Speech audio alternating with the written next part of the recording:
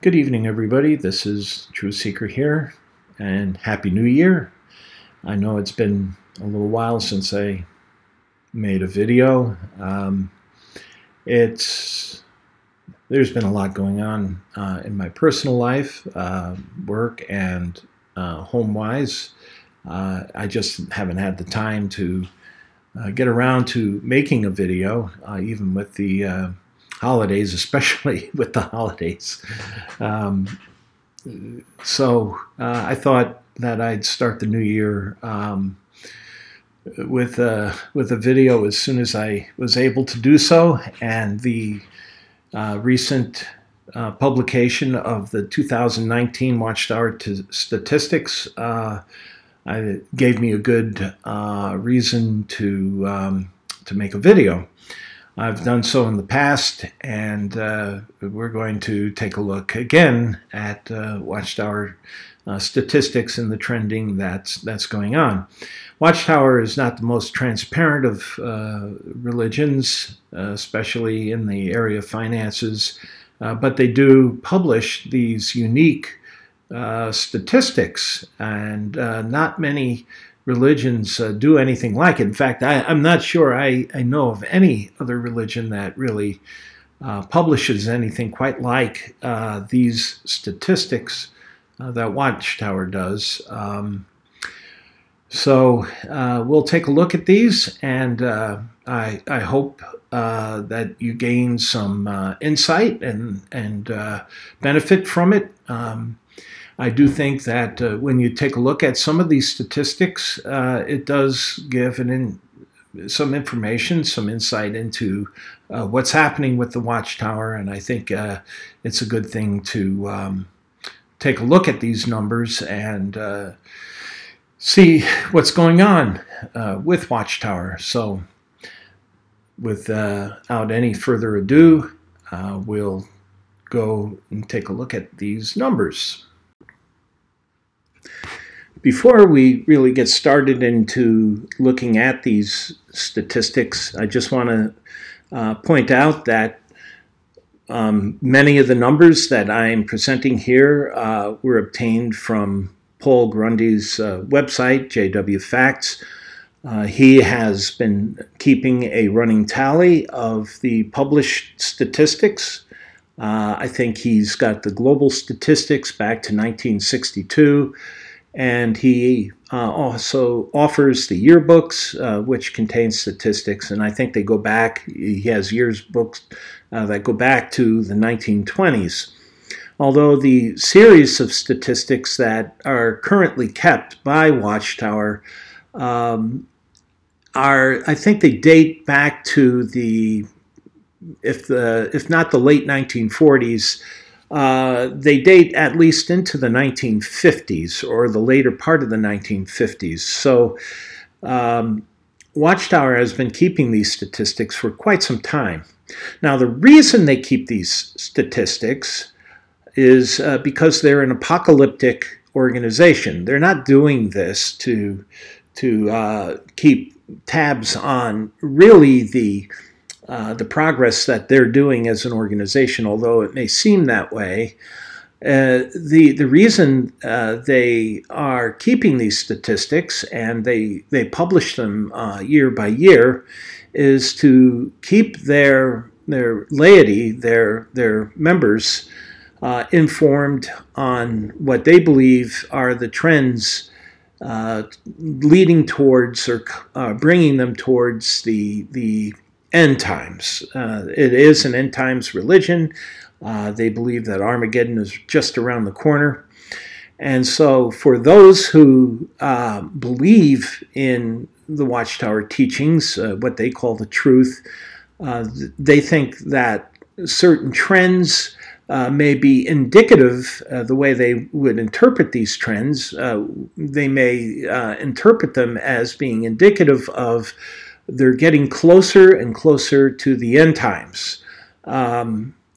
While those of us that don't believe that the Watchtower is God's chosen organization that they are the channel of truth to God, and that those are that they're the only individuals that God is dealing with, and that they'll be the only ones who are saved in Armageddon. We can take a look at these numbers, and we can interpret them as efficiency. As how well is the Watchtower really performing in its effort to convert individuals. And if we take a look at these statistics, we can see that Watchtower is running into some rough times in the not too distant future. Okay, here in this slide I listed the statistics that are kept by the Watchtower Bible and Tract Society, published on an annual basis. They publish statistics by country, and they also publish a summary of the global statistics. And in all, they keep quite a large number of statistics, tracking parameters for 240 countries. They track such things as the number of publishers or Jehovah's Witnesses by country. They look at the percent growth of publishers in each country. They take a look at the number of baptized, the number of congregations in each country, and there's an awful lot of data that they provide. In the global statistics, they provide the totals for many of these numbers, like the total number of publishers. For 2019, for example, there are 8.6 million publishers. They report what they call average publishers and peak publishers. There really isn't that much difference between the two numbers. They're off only by a couple of percent. So they correlate very tightly, and so it really doesn't matter too terribly much what number you're looking at. They report the number of memorial attendees. They report how many partake of the memorial, number of congregations, the number of pioneers, the number of auxiliary pioneers is a recent statistic that they keep, the number of monthly Bible studies. So there's a lot of data, a lot of information that can be looked at. And when you correlate some of these numbers, one with another, you can gain some insight as to what's happening. One of the things I did was I broke down the statistics by region, rather than looking at each country necessarily individually. I broke down some of the statistics by region, and so we'll take a look at that. There's some interesting things there. First, I just want to present a map that shows the whole global situation. Now, here's a map that I think you might find interesting. It contains all of the data presented for 240 nations for the year 2019. In this map, I took a look at the growth rate of Jehovah's Witnesses in each country reported in the annual report, and compared them against the population growth rate for 2019. The population growth rate was 1.08%. I just rounded it up to 1.1%. And what I did was I took a look at all the countries in which the growth rate was negative. The growth rate was flat, or 0% to 1.1%, and those countries where the publishers grew at a rate greater than the global population growth rate. And so I have broken this down into 4 categories. We can think of these 33 other lands as lands in which essentially there is little to zero growth in the Jehovah's Witnesses. It's a large segment of the world that can't be ignored. Probably 2.2 billion people live in those 33 different countries. China is one of them. But I did map them out here. They probably could go in with the darker orange, 0 to 1.1% growth rate, because they're essentially countries in which the growth rate is flat or less than the global population growth rate. The countries represented in blue are those nations that are growing at a rate. The publishers are increasing at a rate greater than the population. For example, Africa, the population is, the publishers' growth rate is approaching 5%. We have a growth rate in India, Indonesia, Southeast Asia, and South America. All these areas in blue, darker blue, are those areas where the publishers are increasing at a rate greater than the 1.1% population growth rate. The countries in orange are those that are essentially flat, or where the number of publishers growth is less than the growth rate of the global population. And so they're not keeping up with the global population, and by comparison, the number of Jehovah's Witnesses is diminishing in comparison to the global growth rate. In the gray countries, those are very interesting. That's where the growth rate actually is negative. That's where Watchtower is losing members.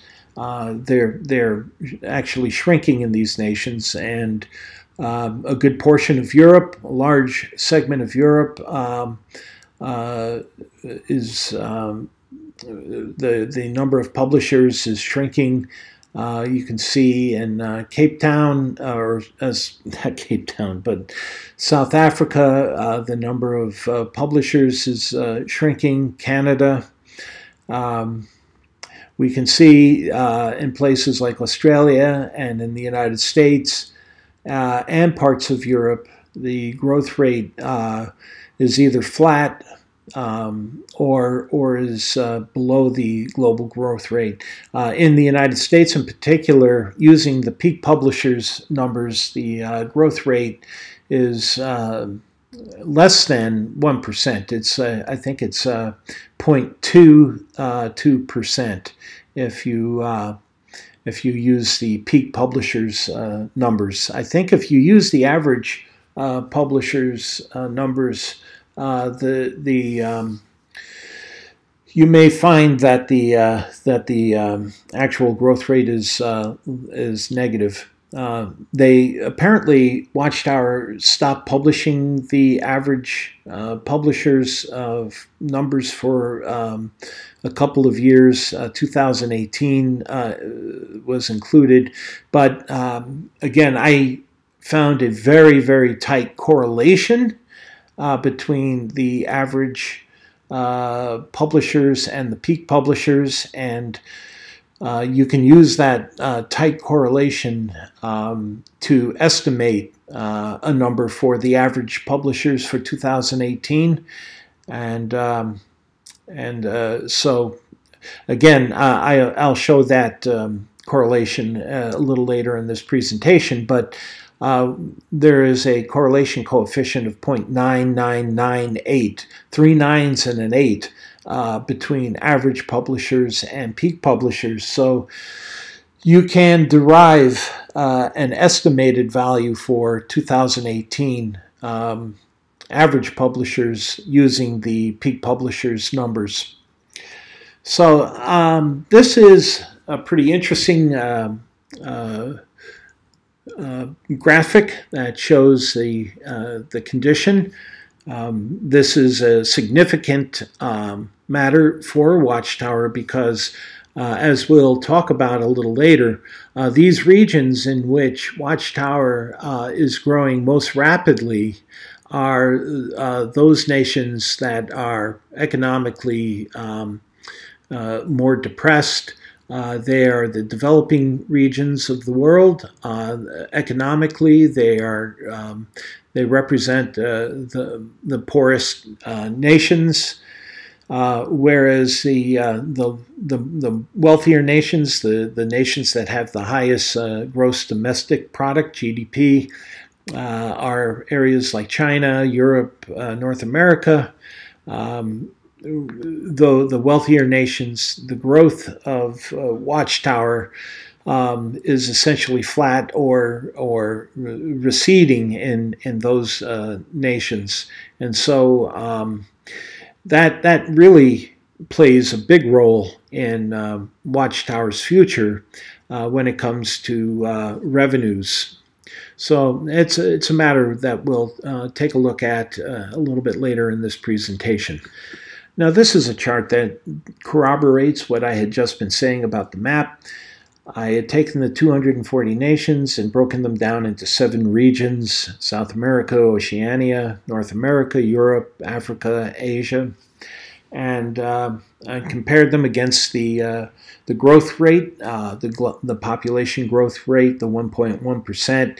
That is represented by the blue line there, that vertical blue line. And the 3 regions that show the greatest growth are Oceania, Africa, and Asia. And again, these are also areas of the world that economically are not as advanced as Europe and North America. There is a graphic that's pretty interesting in Lloyd Evans' book, The Reluctant Apostate, that compares access to the internet to growth rates. And there is no doubt that information and access to the internet and information does play a role in people's decisions as to whether or not they want to become a Jehovah's Witness. But I think also when you look at the economic condition of these areas, for example, in Africa, where there's nearly a 5% growth rate, these peoples may also be looking at Watchtower as a means to help improve their economic condition.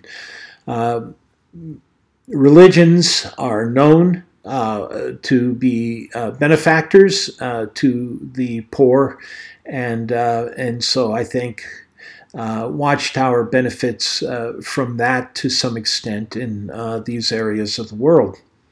So this basically corroborates the previous graphic. Most notable is the lack of growth in North America. It's practically non-existent. North America in this graphic represents Greenland, Canada, United States, and Mexico. There are only a few nations that encompass North America in my graphic, and in Canada the growth rate actually is negative. So in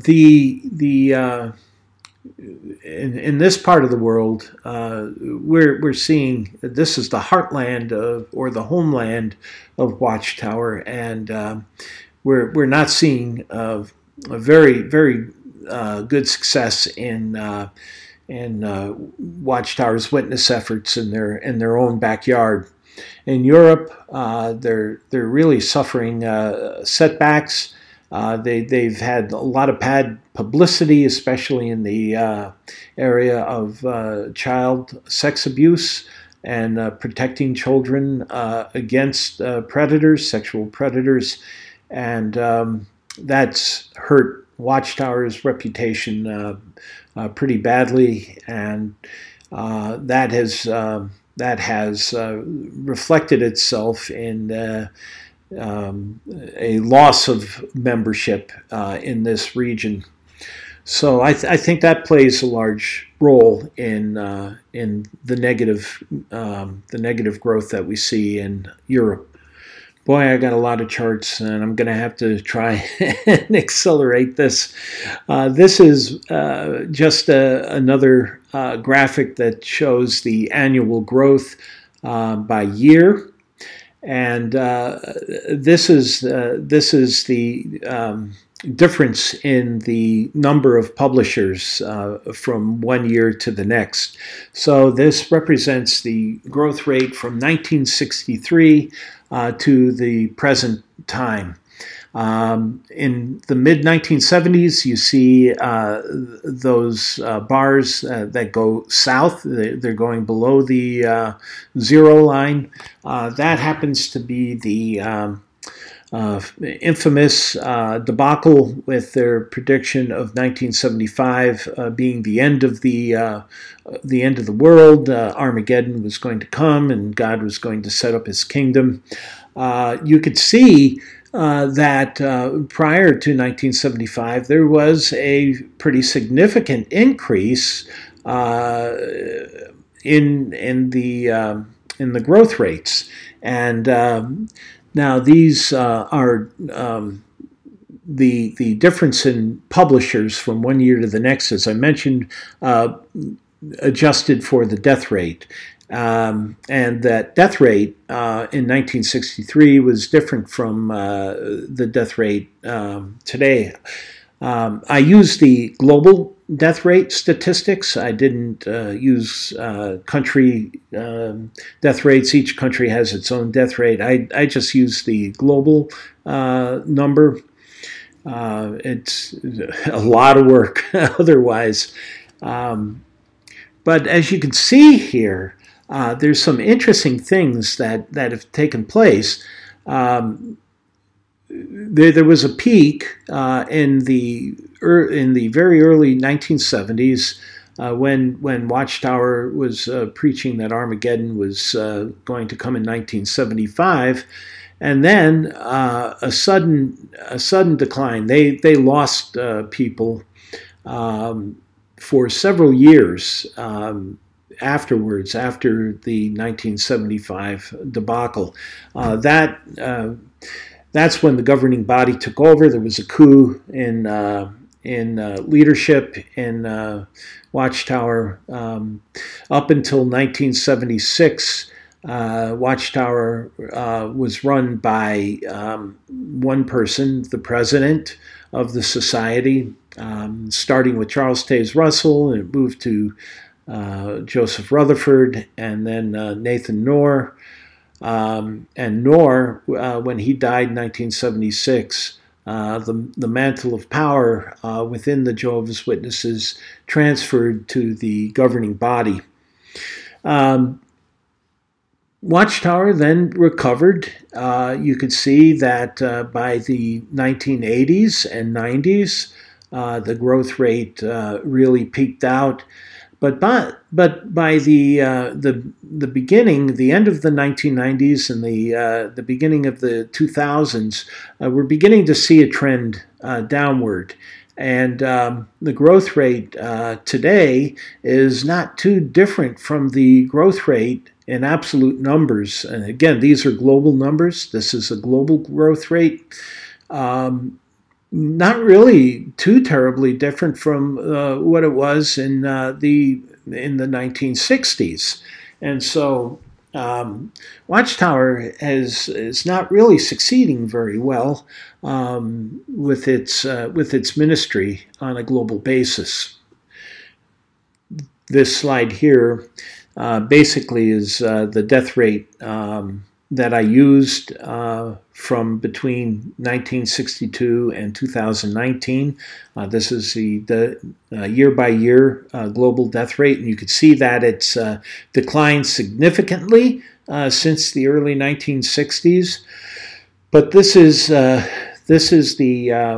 rate that I use to adjust the publishers' growth numbers, and so I just wanted you to understand that and see what I did use and how I went about adjusting for the death rate.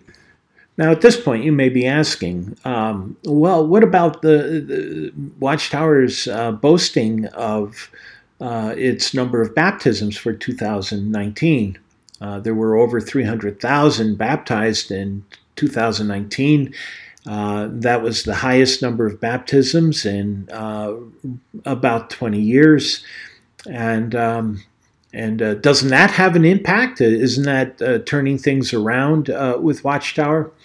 Well, not really. When we take a look at, again, I broke this out regionally. Oceania, South America, North America, Europe, Africa, and Asia. What I have represented here is the number of baptisms for each region in 2019, and you can see that's in the darker orange. The darker orange charts. I didn't include the 33 nations here, but if you add these numbers, you come close to 300,000. I think when you add the 33 nations, it comes up to 303,000 baptized for 2019. When you add these up, it's about 299,000, which is the majority of those baptized reported by Watchtower in 2019. But look at the difference in the actual growth rate, the actual numbers of publishers. Now, we can't attribute that to the death rate. I mean, the death rate on a global basis right now is 7%, 7.6%, and for example, in South America, there are 81,000 individuals that were baptized, and yet the number of publishers that grew was only 20,000, and that's less than half than the number of baptized. The same for North America, substantially less. North America has only grown by 4,500 individuals, whereas the reported number of baptized is about 62,000. Europe is similar. They have the lowest or a lower number for the baptism. I think it's roughly 24,000 there. The number is a little small, so I can't see it very well, but their actual growth was negative there by 11,000 members, which is pretty substantial. So the number of publishers in Europe has decreased by 11,000, almost 12,000. Quite a discrepancy between the number of baptized and the actual growth. The only place where growth and the number of baptized are keeping pretty or tracking pretty closely are in Africa and in Asia, although the number of baptized in Asia is relatively small when you compare it to Africa. And you may wonder, why? How could this be? I mean, China is in Asia, but China is part of the 33 other nations where Watchtower is banned, and very few numbers really are coming out of that region of the world, the 33 other nations. So Asia is not really contributing very much to the growth. It's mainly Africa and South America that are really contributing to Watchtower's growth overall. As I was discussing the other slide, I realized that I had forgotten to include the list of the 240 nations and how I broke them up by region. So the next 3 slides basically just list the 240 nations that are represented by Watchtower statistics. The color coding is basically the way I broke them out by region. It just is done just to make it easier to see which nations I included in what region. The last small slide, the gray one, includes the 33 nations, the 33 others.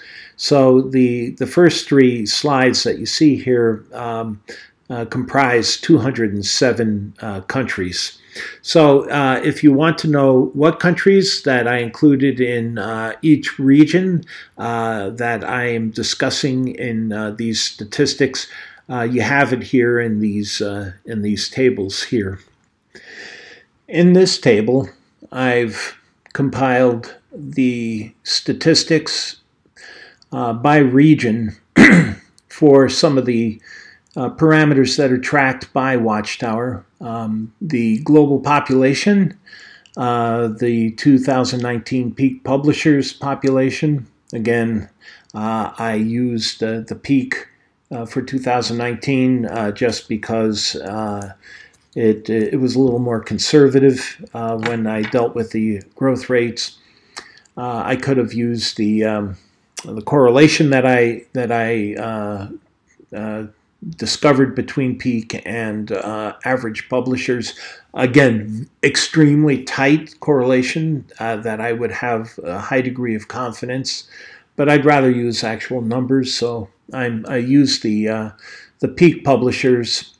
I have a statistic that I'm calling the dead per JW, and the reason I call it that is because that number is really the number that Watchtower provides, is the number of individuals in the nation, the population of the population of the given nation, divided by the number of publishers in that nation, and that's that statistic. There are 200 Americans for every Jehovah's Witness, let's say.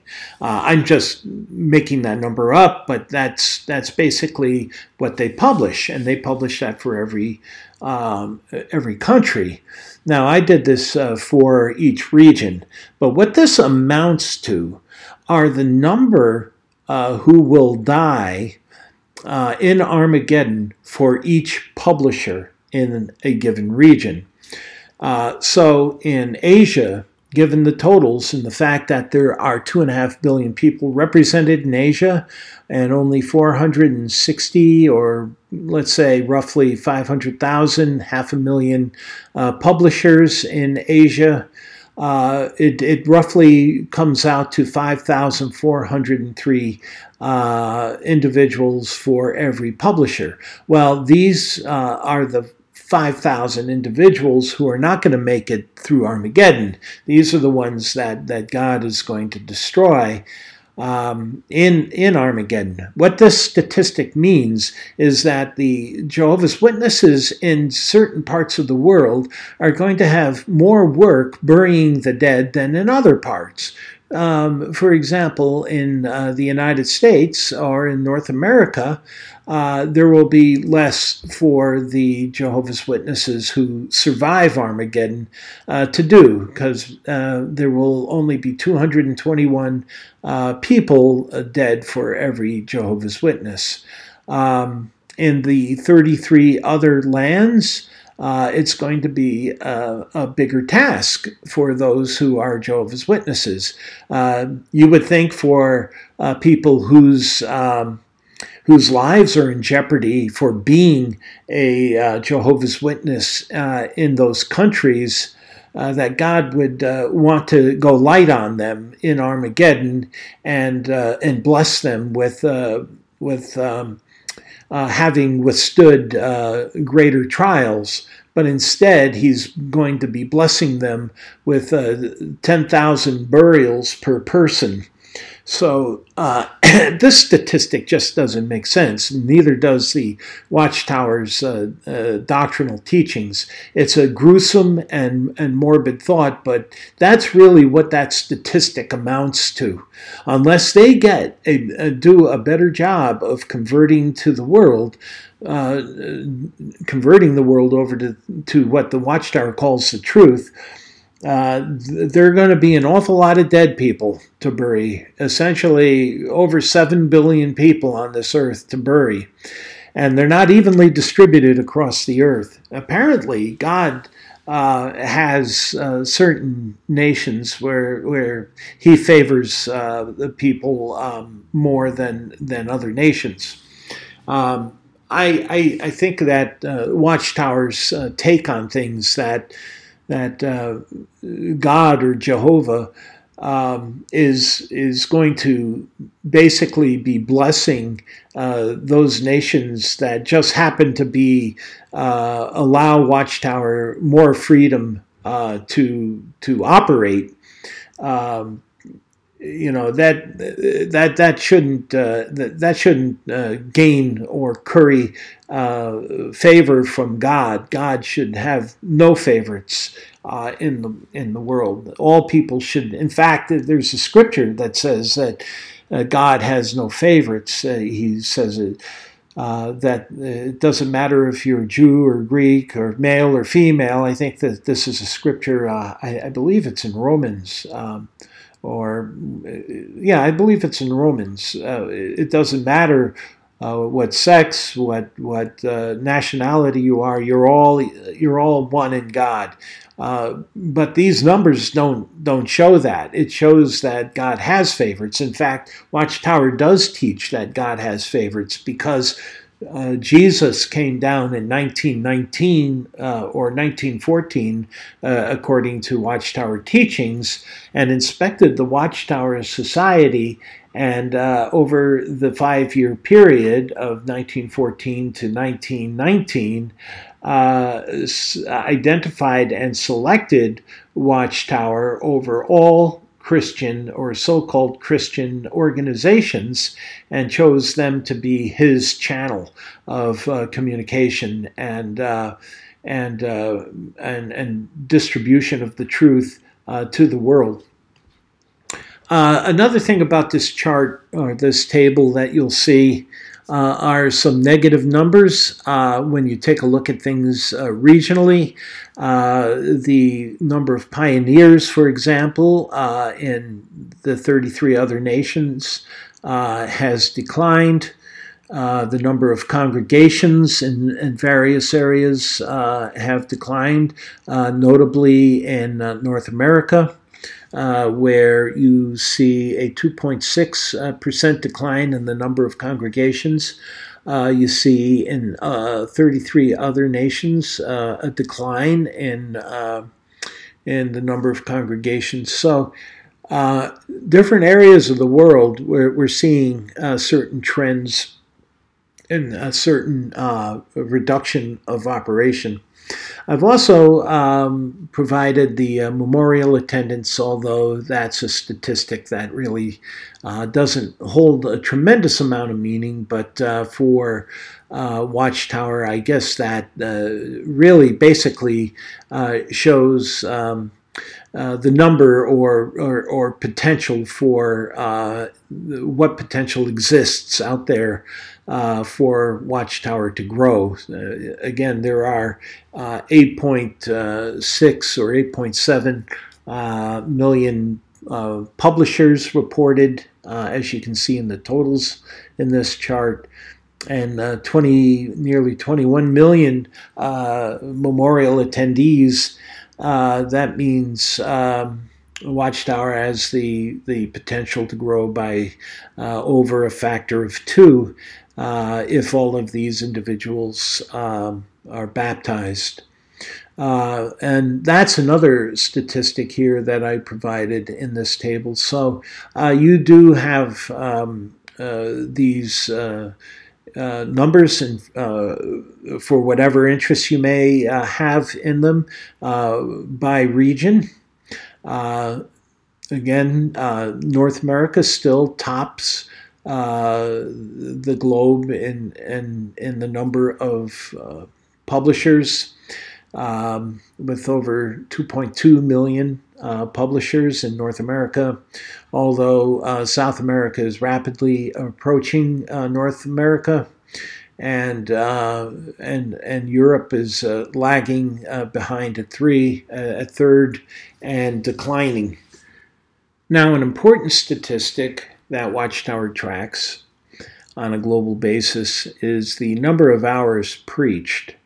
And this chart here shows the number of hours preached in total on an annual basis from 1962 to the present time. Right now, Watchtower reports something to the nature of 2.2 billion hours of preaching. Now, publishers are required to preach a certain number of hours each month. That's the expectation. For everyone who's a Jehovah's Witness, they must engage in the preaching work. For regular publishers, they're expected to preach door to door, or the preaching witness activity of 10 hours a month, and they file reports and submit these reports to their congregation, which then submits their reports to the Watchtower branch office, and ultimately to Watchtower headquarters, where they tally these numbers. Pioneers are expected, they're full-time preachers. They receive a subsidy from Watchtower. They're basically Watchtower employees that are expected to preach 70 hours a month. And then there are those called auxiliary pioneers, and they're expected to preach 50 hours a month. Now, I did something just to take a look at these numbers here, because rather than just take the number of hours at face value, I just wanted to see how they stack up to what the publisher numbers indicate, and to see if they correlate in any way. So I took the number of publishers and I multiplied them by 10, and so that would give me a monthly total of hours for the average number, or the peak number of publishers. Then I took 50 hours and multiplied it against the auxiliary pioneers, and I took 70 hours for the published number of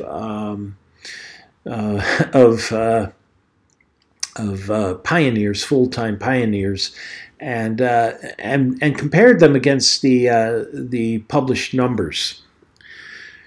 Now, I really don't know what to make of this, or what you may think of this, but look how close the correlation is.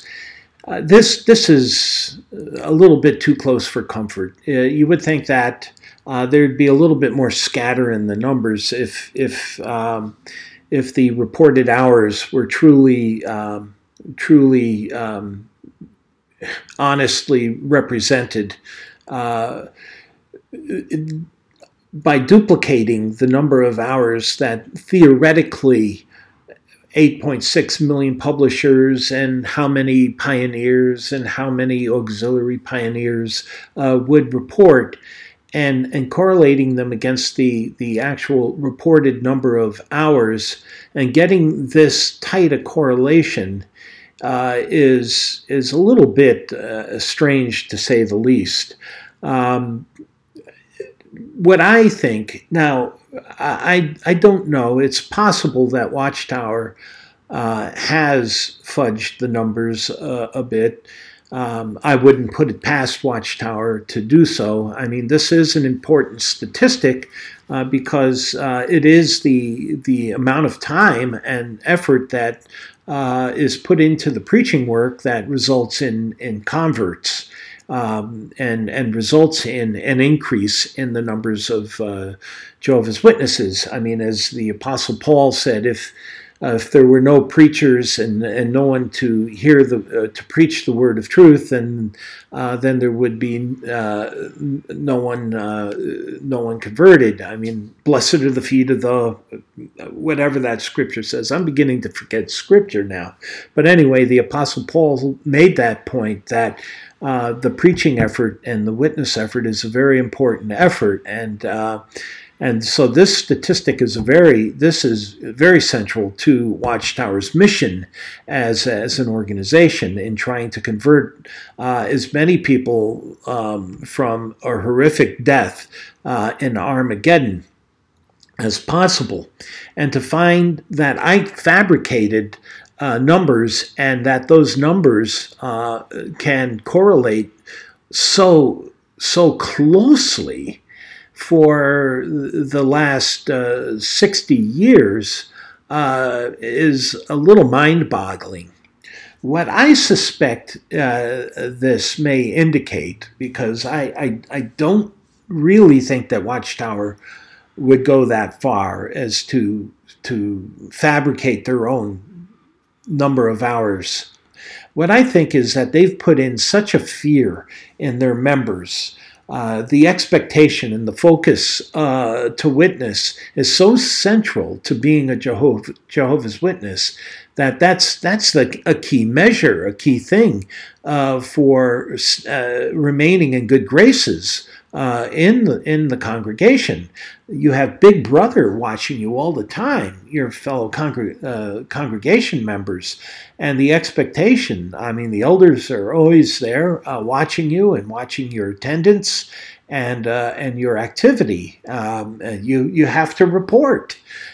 So if you're slacking off, let's say you're going to have the elders coming down on you. You could have possibly a judicial committee. You could have you could be considered a bad association if you don't put in the expected number of hours. So what I suspect is that the publishers, knowing what the expectations are, make their reports out, whether or not they actually put in the actual number of hours that they're supposed to put in.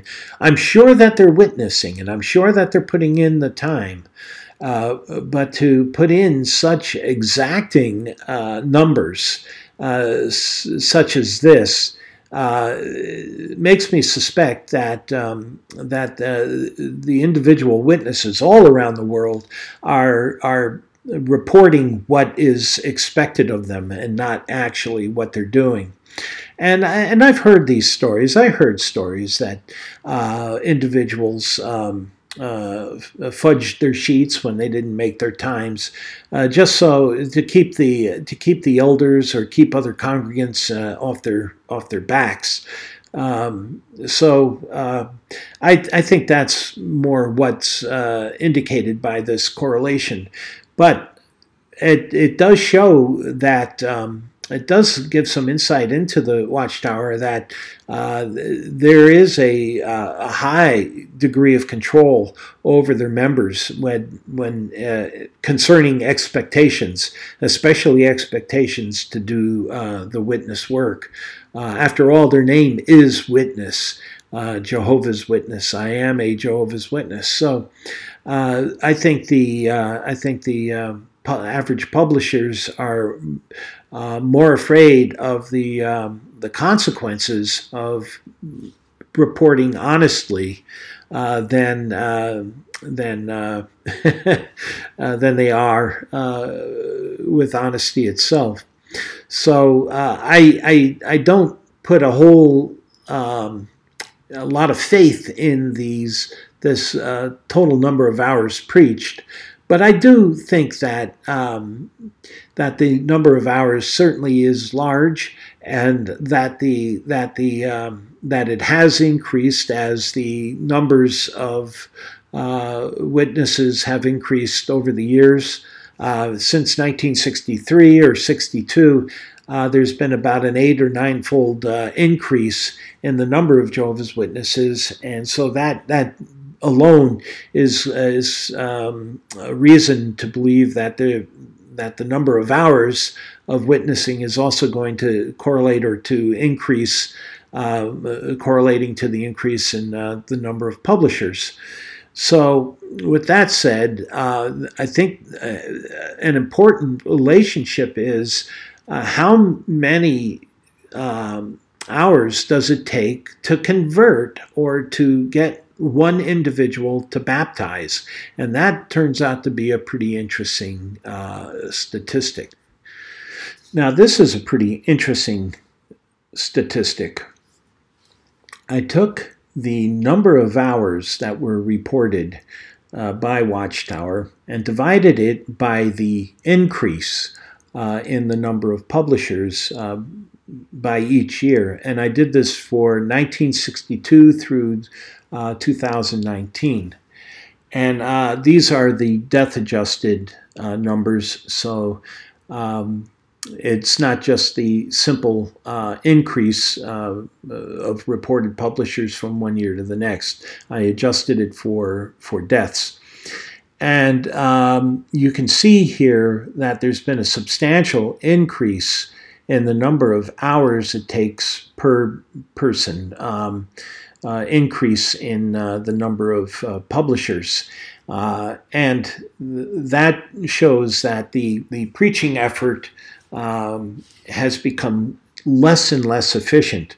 And that trend began in the 1980s and has continued to the present time. The slope of that inefficiency is beginning to increase. And so we're seeing that what this says is that Watchtower is in trouble. Their preaching effort, their witness effort, is not nearly as effective as it once had been. Back in the early 60s, it only required 4,000 hours. Well, only required 4,000 hours. 4,000 hours is an awful lot of time.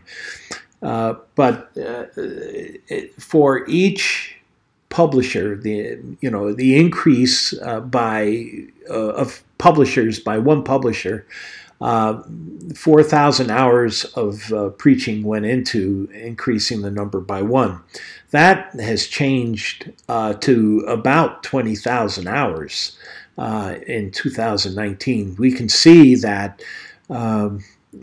Watchtower is becoming much less effective. Their preaching work, their witness work, the number of hours, it's requiring quite a bit more hours to convert a person.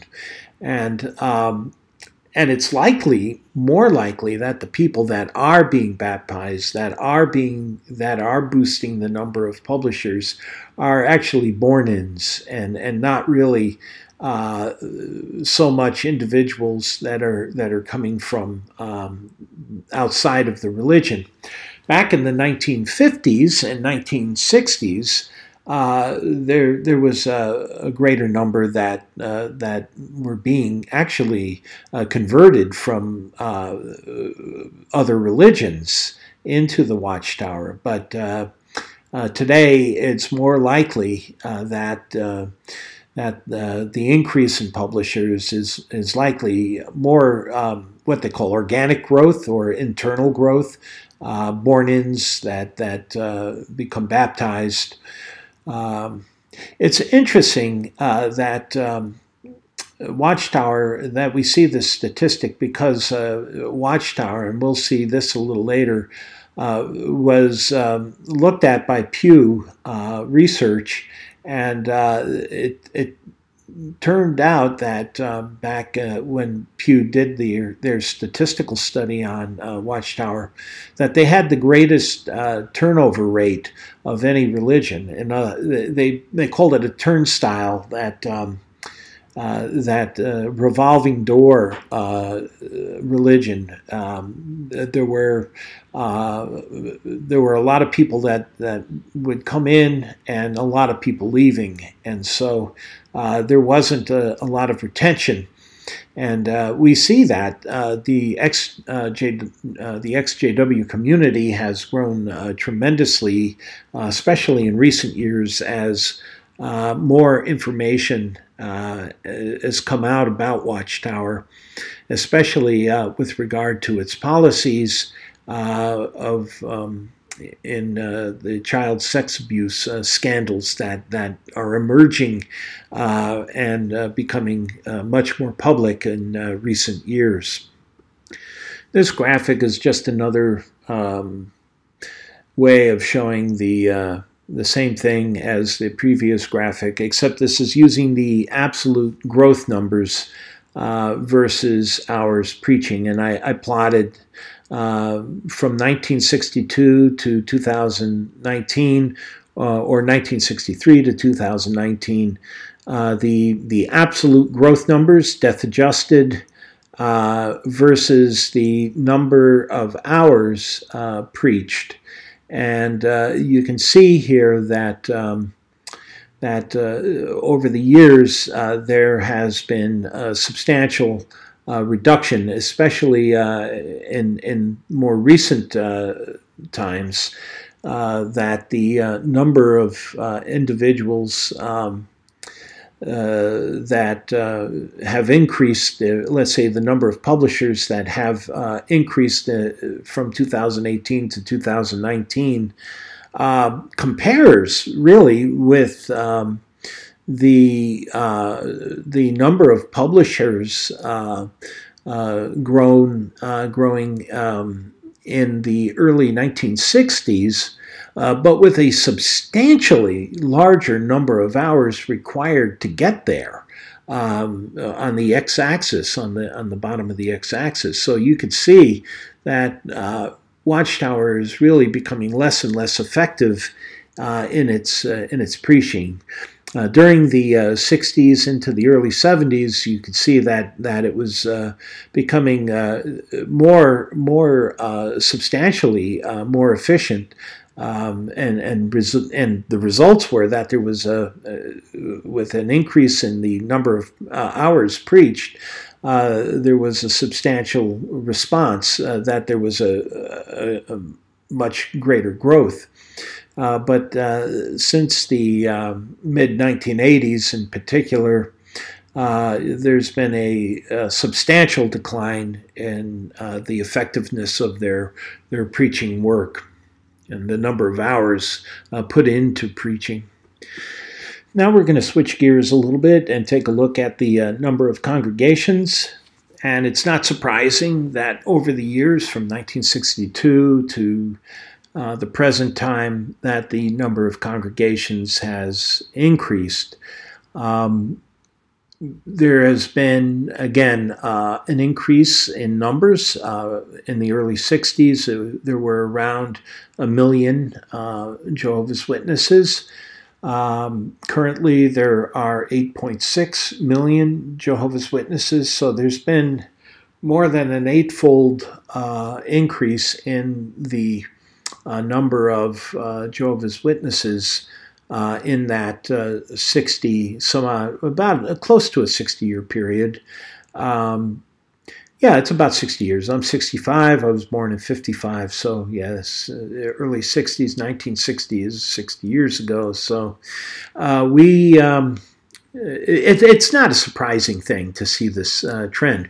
One thing, though, is notable. When you look at the last four numbers, 2017, 2016, 2017, through 2019, there's been a bend over or a curve over in the trajectory of the number of congregations, and we know that Watchtower in recent years has asked members to give more money for donations. It was in 2015, Stephen Lett, for the first time, asked on the JW Broadcasting, asked publishers to dig a little deeper in their pockets and give more, which indicated that Watchtower was watching its pennies. There were cutbacks in the number of Bethelites. I believe there were some 5,000 Bethelites that were let go around the same time. And there have been congregation closures, especially in the United States. Going back to that table that we talked about, there was close to a 3% decline in the number of congregations in the United States. Watchtower has been consolidating and selling off kingdom halls. And as you might expect, that it has the result of more publishers per kingdom hall, and that's exactly back in the early 1960s. There were roughly 40 some publishers per kingdom hall or congregation, and that saw a steep increase in the 1960s into the 70s until the 1975 debacle, when Armageddon didn't come. You saw a sharp and sudden dip, but the number began to recover again in around 1980. And from 1980 to the present time, there's been a general increase in the numbers of individuals per kingdom hall. In other words, they never really built kingdom halls as fast as the rate of growth. No matter what period we're talking about, there always has been a lag in the number of kingdom halls that have been built. Today, we average, I think the number there, if I can read it correctly, is 72 publishers per kingdom hall. And when you compare that, that's almost a twofold increase from the earliest data in the early 1960s, when there was 42 publishers per congregation. So we're seeing the effect of Watchtower's cost-cutting measures. But in particular, the last several points of this curve, you can see, are beginning to steepen in their trajectory. It's hard to say if that's a momentary blip or if that's going to be a significant turn and rate of increase. We don't know, but it is interesting that they do correspond with that bend over in the number of congregations. So this indicates that Watchtower especially is watching its costs, and there are other indicators that suggest this. The smaller sizes of the publications themselves, the fact that they're distributing less paper, they're cutting back on publishing expenses, increasing the amount of non-paper works, JW broadcasting, videos. They're becoming more of an electronic media corporation than they are a publishing outfit. They do still publish books, but they're not publishing them at as fast a rate as they once did, and everything's becoming electronic. They're trying to become more cost efficient, and with the increased number of lawsuits against Watchtower and these child sex cases, you could see how Watchtower really needs to watch its expenditures as much as possible, because those are probably the largest expenditures that Watchtower has. Now, sorry about the disruption with the phone. This slide, we're going to switch gears a little bit, and on this slide, we're looking at memorial partakers. Now, this is not a very important parameter necessarily. It's just an interesting one that is tracked by Watchtower. Back in 1935, Joseph Rutherford said that how the Bible students would term it is the door to the high calling is closed. He said that after 1935, there were no more opportunities for converts to be part of the 144,000. And so from 1935 to 2009, there was a steady decline in the number of memorial partakers. And when you look at compare the number of memorial partakers to the growth in publishers, their numbers pale with respect to the large number of publishers, especially now with 8.6 million publishers. There are only 20,000 individuals who partake of the memorial. Now, that's about the same as 1935 when Joseph Rutherford closed the door to the chance for being part of the anointed class. But back in those days, there were only about 50 or 60,000 Jehovah's Witnesses altogether worldwide, and so 20,000 individuals made about 1/3 of the entire society. Back in those days, they would never have dreamed that the Watchtower Society would be in existence in 2020. So Joseph Rutherford felt pretty safe closing the door to the anointed class in 1935. And that had been the case through the 50s and 60s. There was a steady decline as individuals died off. In 1962, the number was around 12,000 individuals who partook of the memorial, with close to 1 million members altogether. The minimum was around 2009, with under 9,000 memorial partakers. But in 2010, the governing body changed their policy and said that the opportunity to become part of the anointed class is open to individuals who believe that they are being called for that purpose. And since then, as you can see in this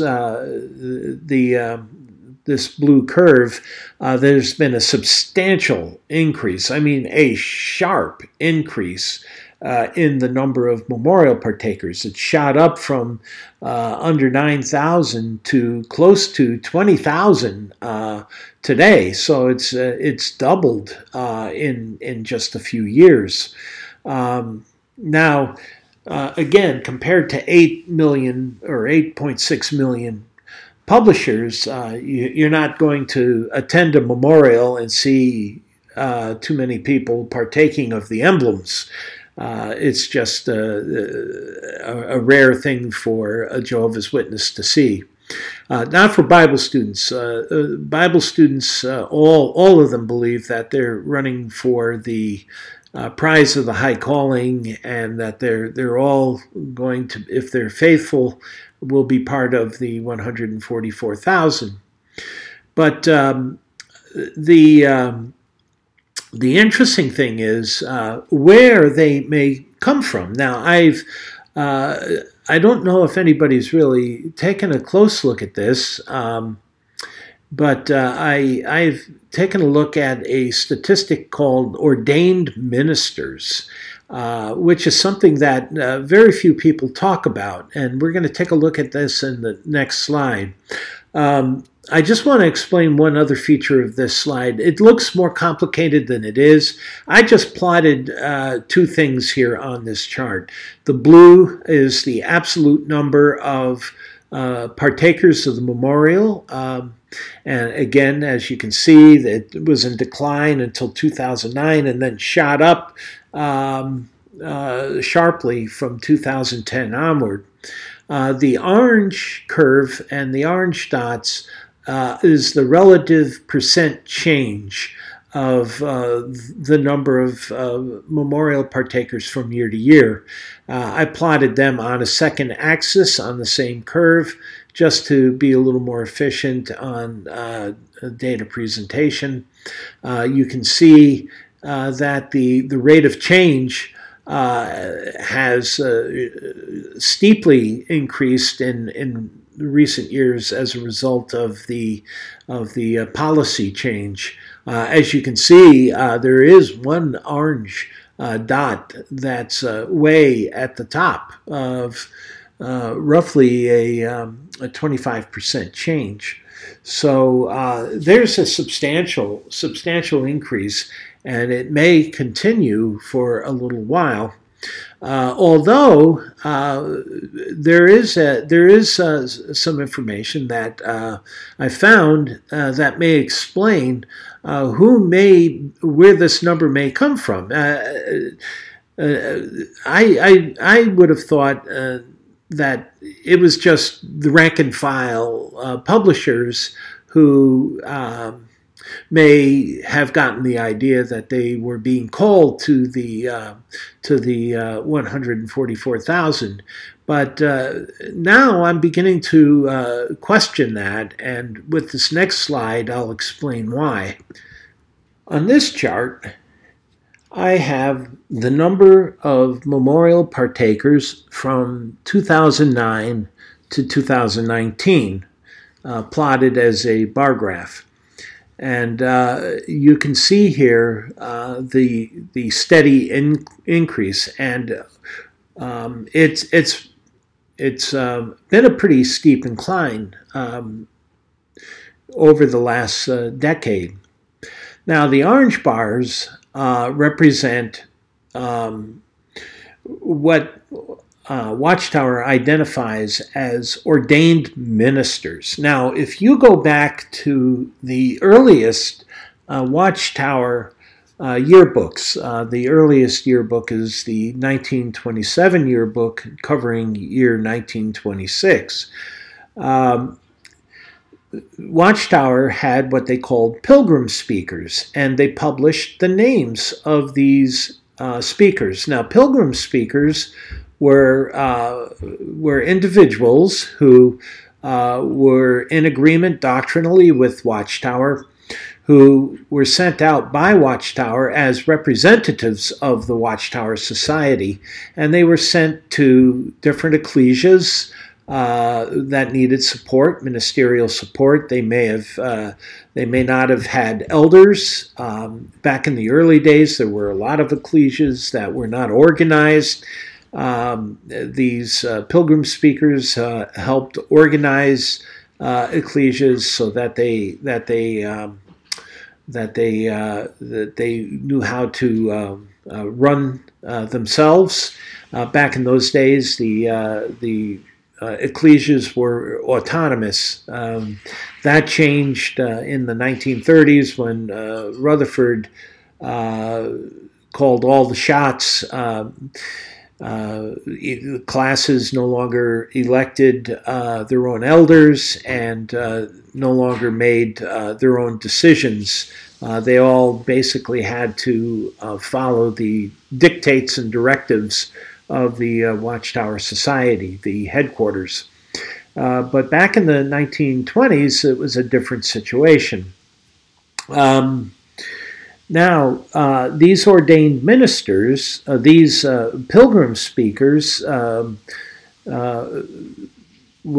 names were published in every year of the Watchtower yearbook from the 1920s until 1965, and that number of these speakers increased tremendously, substantially as the organization grew.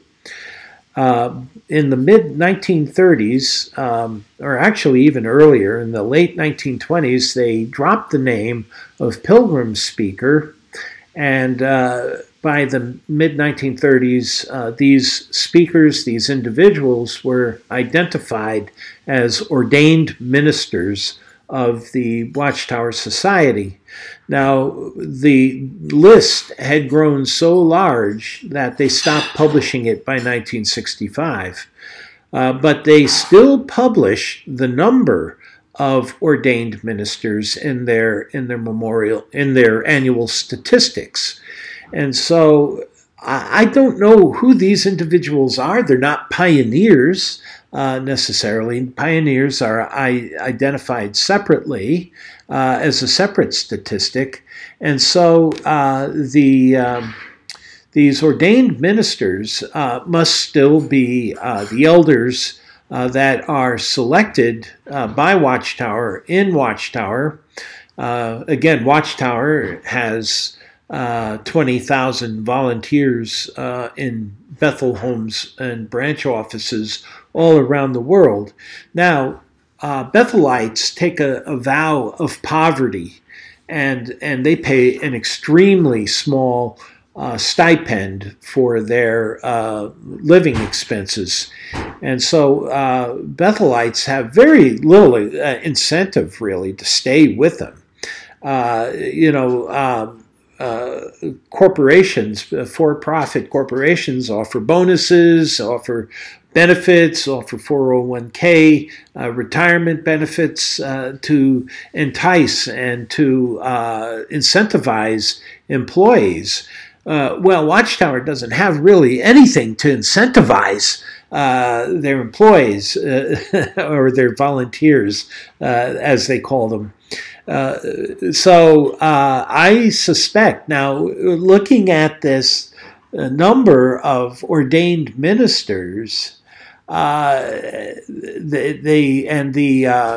increase in the number of memorial partakers, I'm beginning to suspect that the body of memorial partakers comprises these ordained ministers. That the Watchtower, this is something that the Watchtower has offered as an incentive. They can't give them a bonus, but we can give you heaven. You can be part of the 144,000 if you are a good, faithful, ordained minister and fulfill your function, whatever that function may be. I mean, Watchtower doesn't describe what these ordained ministers do in a great amount of detail. There's a lot more knowledge about what pioneers and publishers do. But these ordained ministers, they're a little bit more obscure. Back in the 20s, 30s, 40s, their function was a little more clear, but they've kind of faded out of the limelight in recent decades as an entity.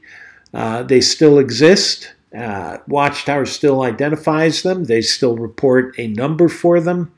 And it's just interesting how the number of ordained ministers is beginning to match almost one-to-one exactly the number of memorial partakers. So we can only see in the future how this goes. If the number of memorial partakers stops and stays steady with the number of ordained ministers, then we would know for sure.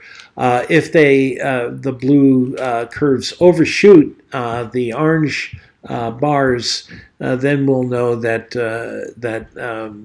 these individuals who are beginning to think of themselves as being part of the anointed class are coming from another source.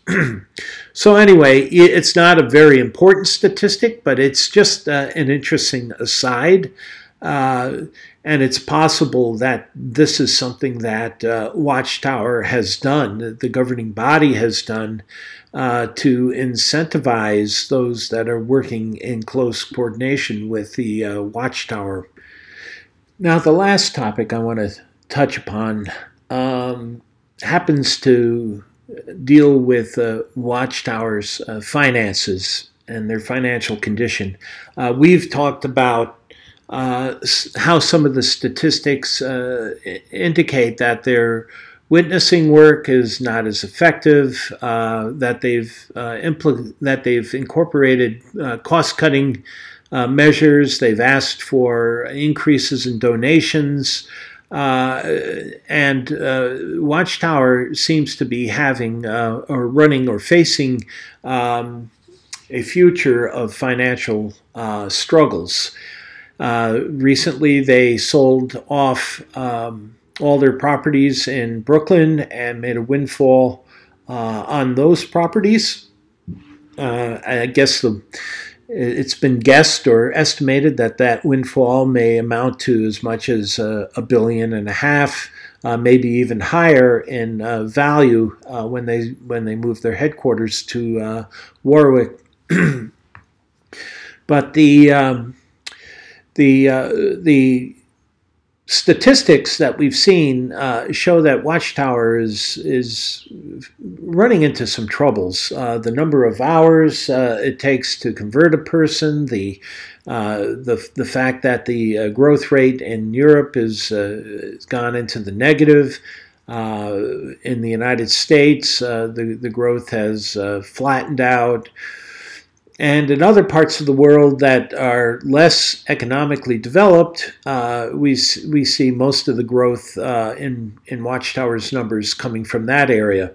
Now, in this map, I found data on the gross domestic product of 193 countries. That covers most of the countries that Watchtower tracks statistics on. And what I did was I took the gross domestic product of these 193 countries, and I broke them up into five, is it five? 1, 2, 3, 4, 5 categories, ranges basically, by taking their total output, economic output, and dividing it by the number of people or the population. Anyway, the GDP is a statistic that's given for most nations. And so I took these and I put them into 4 ranges. I broke up the GDP of all these nations into ranges. And the lowest range is 0 to 15, and then 15 to 30 is the next, up to greater than $60,000 per person, GDP, gross domestic product. And the wealthier nations are those with the highest GDP, and the less developed, less economically strong countries are those that are in the lowest bracket, the 0 to 15.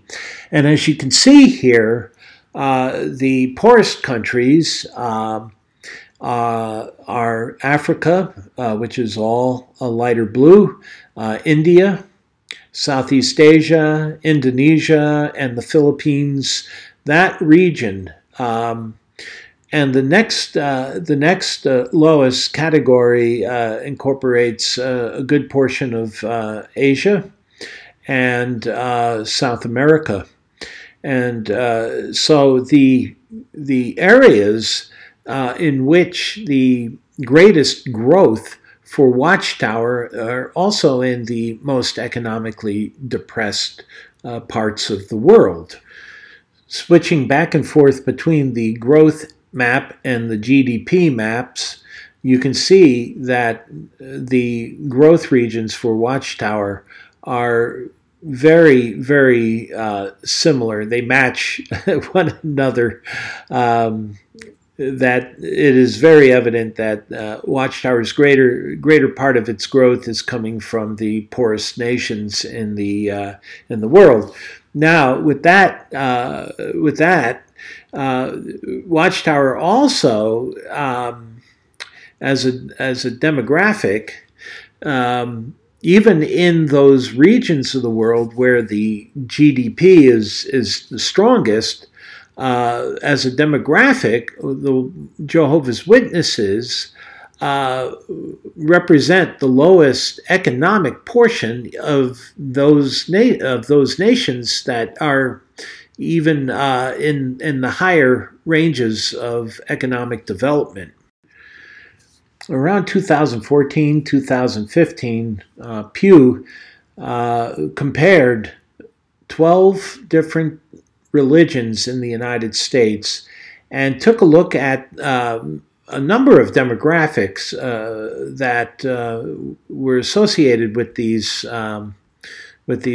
different various religions, Hindus, Jewish religion, Catholics, Protestants, a whole variety of mainstream religions, and they also included Jehovah's Witnesses.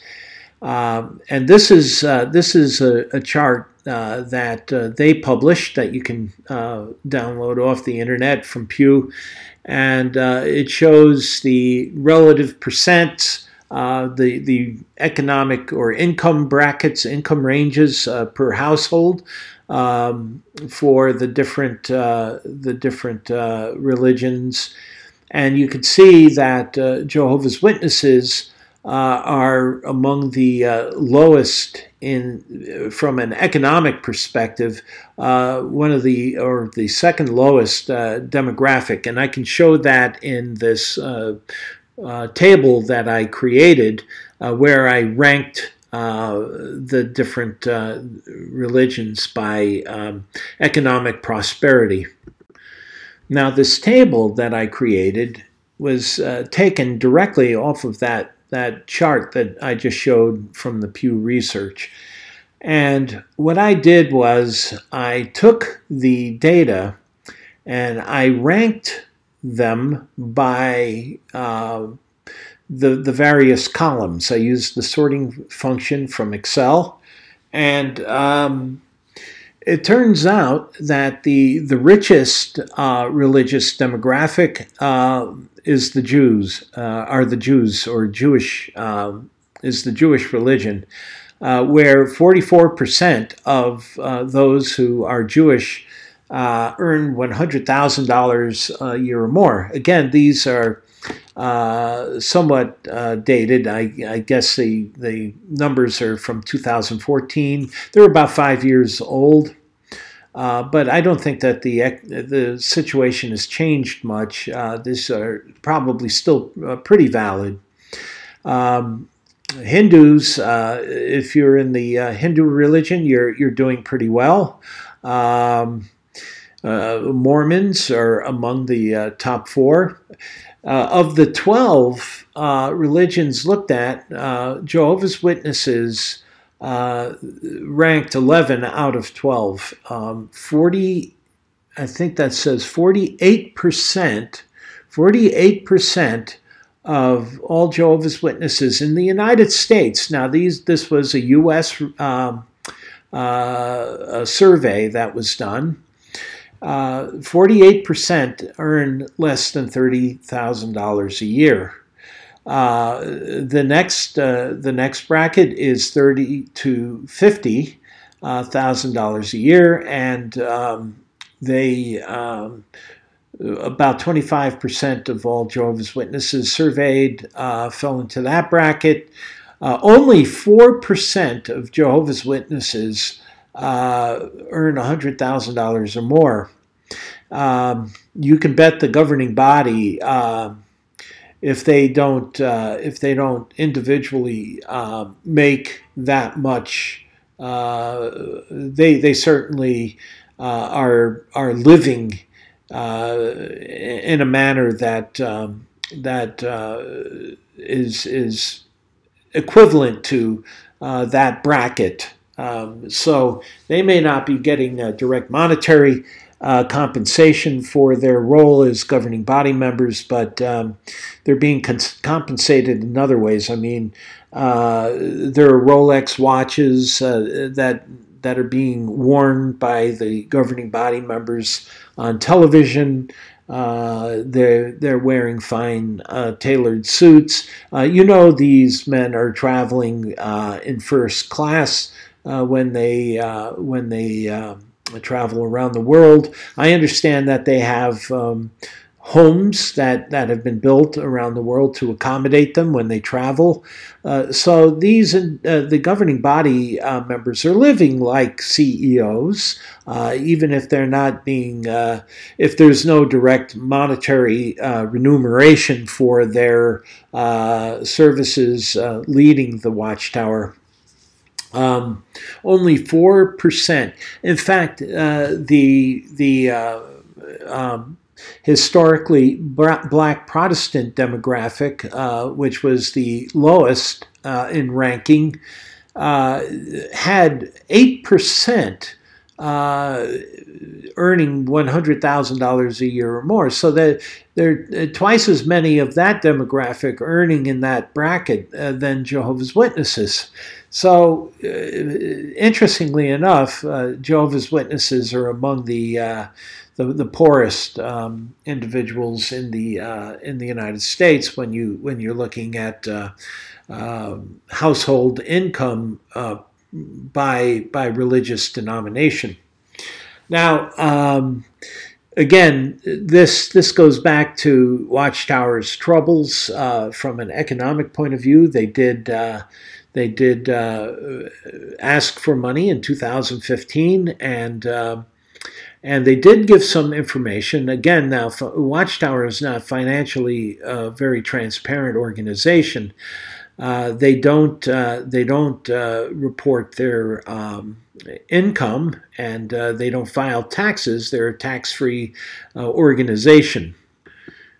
Now, I learned a couple of things over the last several weeks. Recently, Lloyd Evans did a video for his patrons, or upon his patrons' request, where he discussed the financial condition of the Watchtower Bible and Tract Society. Now, they aren't a transparent organization financially. They don't report taxes. And unlike other non-tax organizations like, let's say, United Way, most nonprofits are required in the United States to file what they call a 990 tax form, even though they're not being taxed for their income. They have to have financial transparency by law, and so the IRS requires them to report all of their earnings, all of their assets, all of their expenses, as if they were filing for as a for-profit industry. Now, that applies to the vast number or greater number of nonprofit organizations. The only thing that reporting doesn't apply to are religions. So religions are exempt from filing that 990 tax form. Now, with that said, religions do have to file a 990T form for income that is from a source other than the donations that support them. In other words, income that's not part of their mission as a religion, as a charitable organization. They do have to file.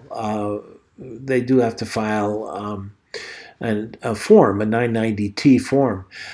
In Watchtower's case, that means there are a certain number of investments that they have. Some money's invested in certain stocks that they have to file under these 990Ts. And while to you and me, the amount would be substantial, I think that the number, the values of these earnings is in the millions. It's in the low millions, and it's certainly not what's keeping Watchtower afloat. They have to list out what these incomes are, where they come from, and how much they've earned, and how much they're subject to I believe taxation if they're taxable income. The only thing, though, that these 990Ts do provide is one interesting piece of information. There's a box where they have to report their total assets. So while they don't have to go through all of the detailed filing of a 990 form, they do have to put in a number for their total assets. Now, Watchtower filed a 990T for two corporations. Now, there are a number of corporations for Watchtower Bible and Tract Society. As we think of them as a single entity, they aren't a single entity. There's the Watchtower Bible and Tract Society of Pennsylvania. There's the Watchtower Bible and Tract Society of New York, used to be the People's Pulpit. There's the International Bible Students Association, which is located in Britain. That's the British branch corporation of Watchtower.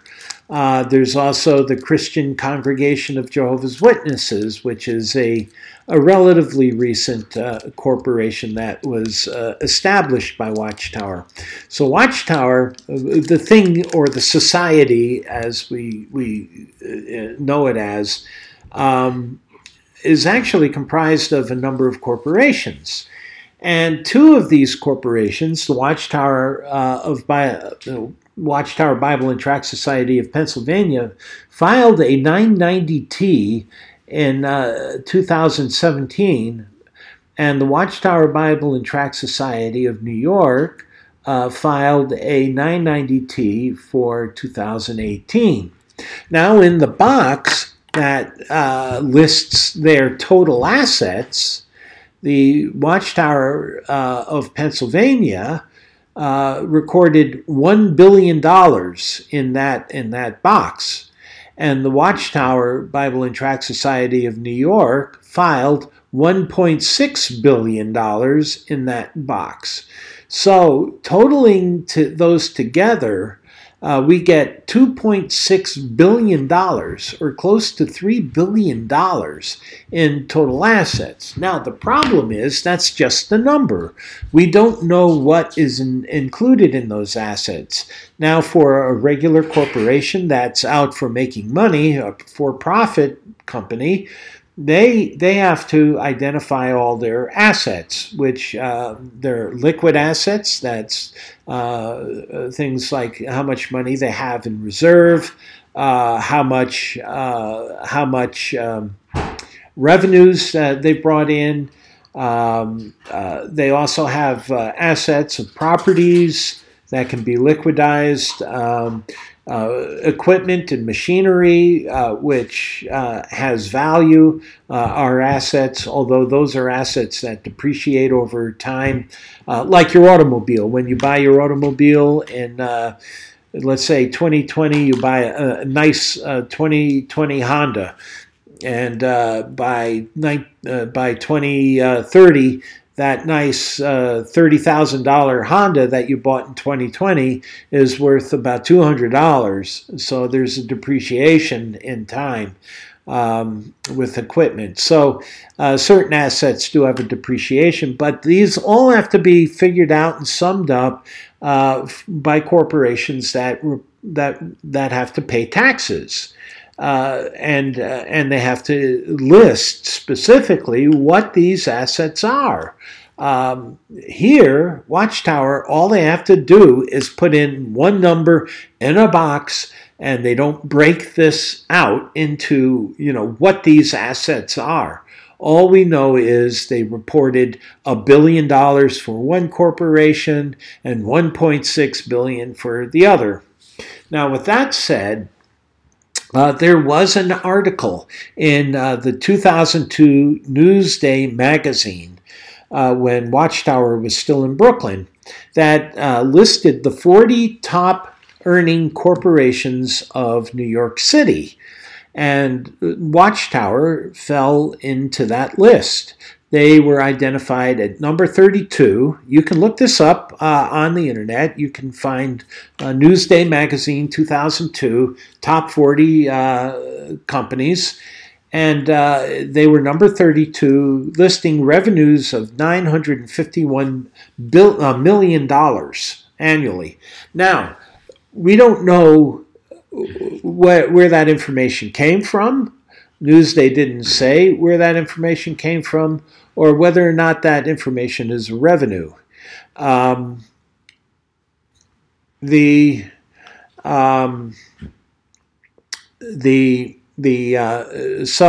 we don't know much about that $951 million. We do know that in 2015, however, that Watchtower, when they asked for increased donations, that they said that they received $30 million over what they normally receive in terms of donations as a result of that pledge or that request, and that also represented a 15% increase over their normal monthly revenues, and so in terms of donations. And so we don't know if that 30 million represented 1 month or 2 months. So that gives us a pretty wide range in potential revenues. When you work it out, that it works out to either $1.2 billion a year or $2.4 billion a year in terms of donations. In light of these 990T forms, I don't know what to make of that, because that still doesn't jive with these assets reported by Watchtower in those two filings. Even when you sum them up at $2.6 billion, we know that Watchtower has far more in the way of assets than $2.6 billion. If even if they're earning $1.2 billion a year. So while we don't know an entire, we don't know a whole lot about Watchtower's financial condition, we do know that the trajectory that they're taking and that where the statistics suggest where Watchtower is going, they're going to be facing financial difficulties, and they could be rather severe financial difficulties over the next decade, especially with the way the trends are going. Now, Watchtower may say this is all great news to their members because, as the work winds down, this is evidence of the work winding down, and Armageddon is coming soon. It's just around the corner. But for those of us who don't believe in Armageddon as a punishment of God, we can see the statistics as indicators of financial troubles for Watchtower in the coming years. So I hope you enjoyed this video. I know it's been a while since I've made one. I know this has been a long video, but I hope it's been useful to you and helps you understand some things, and that maybe it's given you a little different perspective on the Watchtower and what's happening with it.